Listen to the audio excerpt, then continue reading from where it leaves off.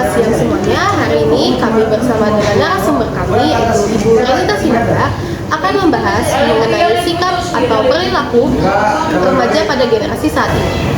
Oke, jadi menurut Ibu, bagaimana Ibu melihat sikap kebanyakan para remaja pada generasi ini?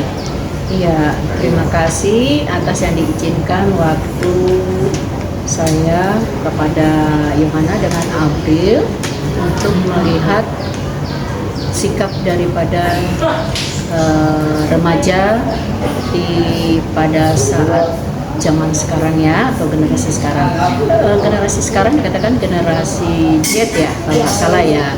Z, ini generasi Z ini super instan, mereka maunya apa-apa langsung jadi, luar biasa. Urusan prosesnya nanti belakangan, yang penting jadi itu anak Z gitu. Memang dia itu geraknya lebih cepat, sesuatu itu menangkapnya, tetapi ada juga keterbatasan anak Z ini. Dikatakan gini, Bu, tidak usah menyulitkan, kalau yang mudah ada, tidak usah menyulitkan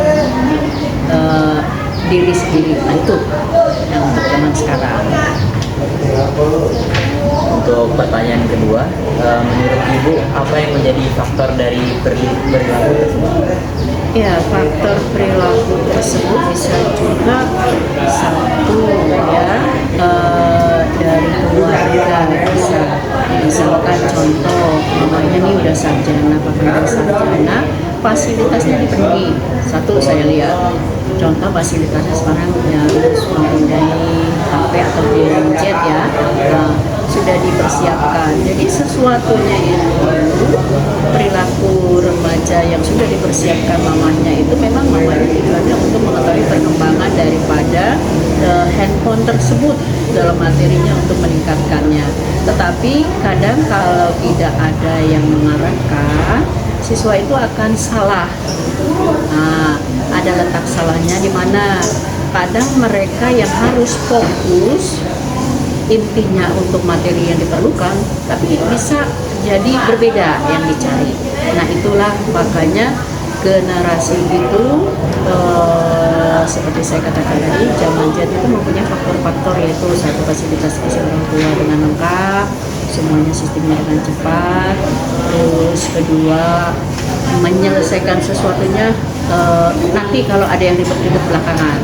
Itu pokoknya yang mudahnya dia mencarikan, mendapatkannya. Untuk dampaknya yang kedepannya dia itu urusan nanti. Itu yang saya harapkan untuk anak generasi Z.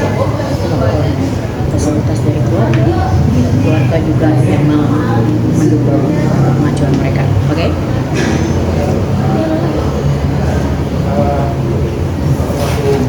Oke, sosmed menjadi salah satu penyebab dari perilaku remaja pada generasi ini. Bagaimana tanggapan Ibu untuk penggunaan sosmed itu sendiri? Nah, kembali tadi kan, jadi penggunaan HP, orang tua menyediakan fasilitas. Jadi ini yang dikatakan ada dampak negatifnya sosial media. Kadang-kadang siswa itu membuat sosial media seperti Instagram, kita tahu ya. Kemudian juga mereka kadang menggunakan TikTok. Nah, fungsinya untuk apa sebenarnya mereka ya? Terus ada satu lagi yang model apa ya? Aku bilang, kalau dibilang Facebook udah umum ya, itu juga bisa udah umum. Ya, Telegram. Nah, ini biasanya kalau seperti contoh Instagram, mereka bisa menyampaikan sesuatu yang baru, misalnya contohnya gini loh, ini sosial media untuk diketahui untuk rekan-rekannya dari sesama remaja, misalnya di satu sekolah. Perkembangan pada saat ini adalah kedepannya kita adakan teater. Hasil teater itu bisa disampaikan ini secara positif ya di sosial media melalui Instagram, ya kan? Itu kemajuan yang positifnya. Tetapi kadang-kadang ada yang menggunakan TikTok hanya bergoyang, ya, hanya bergoyang, senyum, jalan, dan nah ini dia. Itu tadi yang disampaikan dari awal adalah dampak fasilitas yang disediakan orang tua melalui gadget atau HP. Oke, bisa dipahami? Baik, bagi ibu, bagaimana seharusnya para orang tua mendidik dan menyikapi remaja pada saat ini atau besok? Nah, ya, jadi berkaitan terus ya. Bagaimana menyikapinya? Nah, itu sebenarnya fasilitas yang disediakan orang tua itu memang bagus. Nah, bagus, tetapi harus selalu diingatkan. Diingatkan bagaimana mengontrol.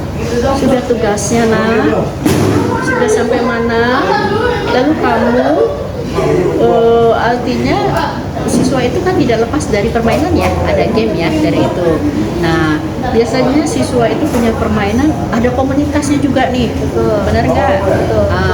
Nah, komunitasnya harus disampaikan kepada orang tua. Mama, aku punya komunitas ini loh, mobil, main mobil misalnya, atau kuda, atau jalan bagaimana ya, dan lain sebagainya, contohnya banyak. Nah, komunitas kami ini memacu harus ada juara satu. Nah, kita harus sampaikan orang tua.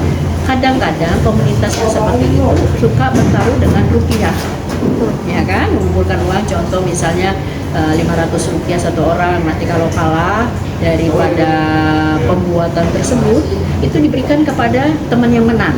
Ya kan, biasanya seperti itu kan. Nah, ini juga harus anak itu menginformasikan kepada orang tuanya, mama aku ikut ini, tapi ini. Nah, itulah menyikapinya. Karena apa? Kalau bertentangan dengan mamanya, dengan anaknya, terjadilah suatu bentrokan batin. Ya, bentrokan batin, gini, kemauan anak bagaimana pada zaman sekarang, mamahnya untuk menentukannya bagaimana yang dia inginkan. Nah, jadi itu semuanya harus ada kata terbuka bersama orang tua dan temannya juga, berapa orang harus orang tua tahu menyikapinya. Artinya menjaga yang tidak diinginkan. Oke? Tapi Bu, kan ada sebagian anak yang memang secara dengan sengaja tertutup dengan orang tuanya dengan alasan tertentu. Menurut Ibu itu bagaimana? Ya, memang tidak semua siswa itu terbuka ya, terbuka, tertutup. Nah, di sini dia pasti punya teman, ya tidak punya teman yang artinya percaya gitu loh. Bagi anak yang tertutup, memang peran teman sekelas itu paling penting. Kita sudah mengetahui teman itu tertutup. Saya sebagai guru kadang-kadang mengajak kepada teman-temannya untuk bersama-sama kepada teman itu supaya dia bisa membuka diri dalam menyelesaikan sesuatu masalah. Nah, kalau ada kegiatan tadi contoh itu yang permainan game, harus diinformasikan sama temannya, mamahnya, komunitasnya. Nah, melalui siapa dia nggak mau terbuka? Melalui temannya. Tante, saya temannya si A. Lalu kami ada komunitasnya game, dan jangan memberikan kesan yang tidak baik terhadap orang tua, karena orang tua ingin kepercayaan penuh dipegang anaknya, anaknya juga kepercayaannya dijalankan. Nah, itu dia. Bisa dipahami sampai situ? Oke. Nomor 5. Sebagai orang tua, bagaimana ibu akan mencegah hal-hal negatif seperti yang tadi disebutkan kepada anak ibu? Iya, hal-hal negatif itu pasti akan terjadi. Misalkan kalau orang tuanya tidak menerima, artinya game ya, game komunitas itu, karena pikirnya itu kayak main judi ya. Iya. Sebenarnya kalau sudah dibilang, mama kami cuma ini, artinya 500 rupiah yang kami berikan untuk nambah pulsa, harus dikasih tahu selesaikannya, bukan untuk jajan, untuk diperjelas. Jadi mama kami gunakan untuk mereka membantu pulsa. Nanti kalau kami yang artinya memakai waktu yang besar ini, ya kami berusaha untuk menabung uang kami sendiri, seperti itu. Nah, jadi kan orang tua, oh iya, bisa dipergunakan waktunya, bisa dipergunakan HP-nya dengan baik, kepercayaan orang tua juga bisa dipegang, seperti itu ya, Bril ya. Oke, ada lagi? Ada Bu, sekitar ada 10 menit. Oke, Ibu, terdapat sebuah alasan di mana harapan yang tinggi dari orang tua malah menjadi beban bagi anak-anak. Bagaimana tanggapan Ibu mengenai hal tersebut? Iya, benar. Orang tua itu mengharapkan anaknya itu belajar, ya, belajar, satu, yang baik. Kedua, mempunyai lingkungan temannya yang baik, ya. Lalu yang ketiga, kepercayaan orang tua. Itu nomor satu dia kadang-kadang. Karena apa? Orang tua itu tidak mau anaknya tidak berhasil. Semua orang tua, ya. Artinya bahwa kepercayaan yang diberikannya itu kalau bisa dijalani dan jangan disia-siakan, itu untuk kemajuan dia. Karena dari yang kecil itu adalah menanamkan kepada siswa untuk melangkah ke depannya lebih baik lagi. Jangan terjerumus sampai jatuh lagi, sudah diketahui step by stepnya. Nah, bisa tahu, oh ini gini, mamaku maunya begini. Jadi kitanya juga punya ruang gerak dengan teman. Walaupun mama nanya, kamu di mana? Di sini mah, sama siapa? Ini harus diberitahu, jangan diam. Karena tidak tahu sewaktu-waktu kan. Nah, artinya kejadian kamu rupanya ada teman yang lain di luar itu, mama nggak tahu, kamu harus WA menyampaikan dengan alat gadget ini. Mama, aku pergi sama si ini, sekarang saya ada di tempat sini, artinya si B. Jadi mama nanti kalau ini aku informasikan lagi aku bersama ataupun ingin pulang ke rumah. Jadi mama sangat senang seperti itu kalau ada yang gitu. Bisa? Oke. Oke, sedikit beralih dari konteks sebelumnya. Apa Seperti yang Ibu lihat, banyak pembuli di usia remaja pada generasi ini. Nah, menurut Ibu, bagaimana cara mencegah atau menangani dari kasus pembulian ini? Iya. Pembulian biasanya kelihatannya dari sepele ya. Ya, betul. Contoh di kelas kita itu misalnya menyebut nama ayah, ya. Kelihatannya itu menyebut nama ayah, misalnya ayahku, ya, ayah ibu, namanya si Amin. Kemudian saya punya teman bilang Amin, Amin. Emang itu sebenarnya tidak baik disebutkan nama orang tua. Tetapi kita kembali lagi secara normal dan positif, itu adalah sebuah nama yang khusus untuk dipanggil. Betul. Nah, bagi siswa yang melakukan memanggil nama ayah orang lain, nah kita panggil dia. Kan dia udah tahu nama ayah temannya si Amin. Terus nama ayahnya dia siapa kita ketahui. Nah, berdua ini kita panggil. Kita panggil, coba kamu sebut nama ayahnya si Ani ini apa, misalnya si Indro. Nah, panggil coba, karena dia tadi udah manggil ayahmu Amin. Kira-kira bagaimana perasaanmu? Kalau temannya bilang tidak apa-apa kok Bu. Nah, tidak apa-apa. Kalau kamu bagaimana? Kalau saya kurang ini Bu, kurang terima. Kurang terimanya kenapa? Karena bagi saya menyebutkan nama orang tua tabu misalkan. Oke, jadi udah saling memahami bahwa dia tidak ingin nama orang tuanya disebut seperti itu. Kalau ini tidak apa-apa, tadi seperti Bu Rita bilang bahwa nama itu adalah nama untuk dipanggil, tapi orang tua. Nah, itu kan satu. Jadi penyelesaiannya harus dipanggil seperti itu. Nah, ada lagi model jenis pembulian, misalnya contoh lagi itu kan nama orang tua ya, yang sederhana. Misalnya gini, ada teman kita tuh nggak bisa apa-apa. Teman yang satu itu artinya mengatakan kamu tuh nggak bisa apa-apa. Nah, itu tidak boleh kita mengatakan kepada teman seperti itu. Satu, mungkin kena di hatinya yang disebut ya. Kedua, mungkin dia menanamkan jadi ada kebencian kepada teman tersebut. Nah, itu kan. Nah, ini akan menjadi beban di dalam hatinya. Nah, jadi dia terpendam, dia nggak menyampaikan. Caranya bagaimana mengatasinya supaya tidak berlanjut? Kita sama-sama teman satu kelas mengajak. Nah, di sini kita sama-sama sekolah. Untuk apa kita melakukan seperti itu? Artinya ini tanggung jawab kita, murid sama teman kita itu, supaya dia itu tidak berbekas di dalam hatinya untuk kedepannya. Jadi kita sama selesaikan bagaimana kedepannya supaya kita untuk mencintai teman kita yang keterbatasan. Keterbatasan ada kekurangan, ada kelebihan.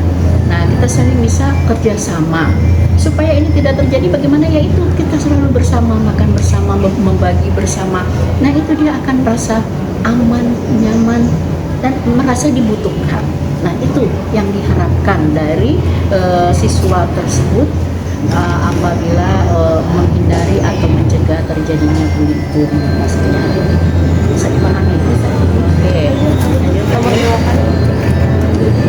Pesan Ibu untuk para korban bully. Ya, untuk yang korban bully, sebenarnya kalau dibully langsung segera melaporkan. Satu, melaporkan masalahnya kepada teman terdekat. oke. Atau kedua bisa kepada wali kelas, ya. Terus nanti kita akan memanggil bersama-sama cara menyelesaikannya. Tidak usah ditutup-tutupi. Nah, itu jangan ditutupi bagi korban pungli itu. Karena kalau korban pungli itu berbekas dia sampai lama. Kita jangan sampai dia kena seperti itu. Jadi kita panggil, dia menceritakan ke temannya apa yang terjadi, kita harus tanggap. Lalu kita wali kelas, kemudian kita sesama guru, itu tanggung jawab semua itu. Untuk korban bully itu kita harus atasi. Jangan sampai terjadi banyak siswa yang kena tersebut. Jadi kita harus selesaikan bagaimana penyelesaiannya sesuai dengan apa yang dilakukan oleh temannya terhadap dirinya. Ada lagi? Oke, Oke, baiklah kalau seperti itu. Terima kasih Bu Renita karena sudah mau menjadi narasumber untuk wawancara kami kali ini. Kami tutup. Assalamualaikum warahmatullahi wabarakatuh. Terima kasih.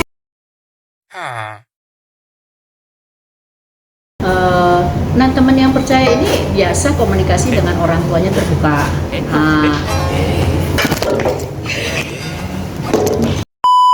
Bisa bergerak sih, kan gak ada orang. Apa dia lelah kali? Kasih dulu minum dia. April dia lelah. Perlu minum, tenaganya udah serius-serius.